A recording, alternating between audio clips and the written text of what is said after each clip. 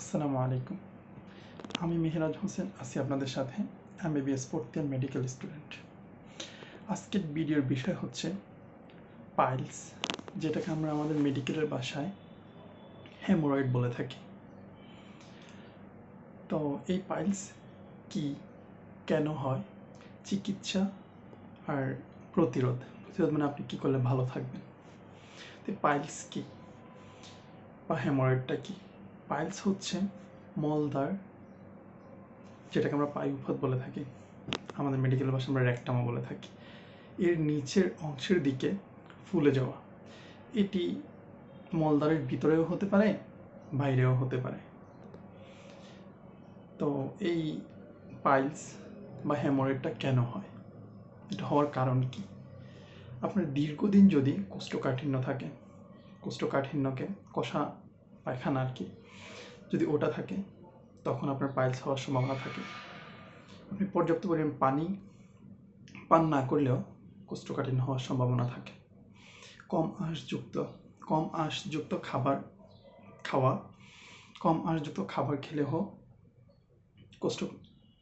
Piles হওয়ার সম্ভাবনা থাকে। আপনার অতিরিক্ত স্বাস্থ্য, দীর্ঘক্ষণ বসে থাকলেও আপনার পাইলসের সমস্যা দেখা দিতে পারে। আপনার কি কি লক্ষণ দেখলে আপনি বুঝবেন যে আপনার পাইলস হয়েছে বা পাইলসের সমস্যা দেখা দিচ্ছে?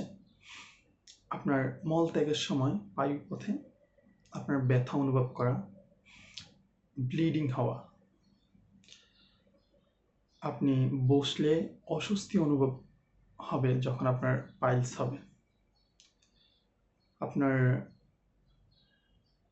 মলদ্বারে মাংসপিণ্ডের মতন আপনার কিছু একটা অনুভব হবে। যদি সেটি পাইলস হয় তখন আপনি অনুভব করতে পারবেন। এটা চিকিৎসা কি?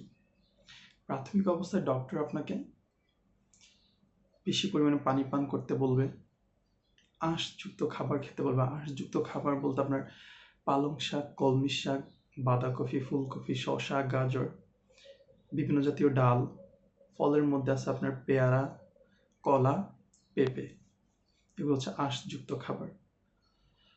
এরপর আপনাকে কোষ্ঠকাঠিন্য এড়িয়ে চলতে বলবে।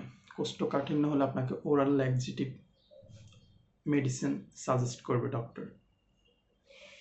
যদি এটি সিভিয়ার অনেক বেশি হয়ে যায় বা কঠিন হয়ে গেছে, তখন আপনার লেজার অথবা অপারেশন সাজেস্ট করতে পারে ডক্টর। পরবর্তীতে আপনার বেশি সমস্যা হলে আপনাকে হসপিটালে অ্যাডমিট হয়ে অপারেশনের প্রস্তুতিও নিতে হতে পারে। তো আজকের ভিডিও এই পর্যন্তই। সবাই ভালো থাকবেন। আল্লাহ হাফেজ। আসসালামু আলাইকুম। পরবর্তীতে দেখা হবে অন্য কোনো ভিডিও নিয়ে।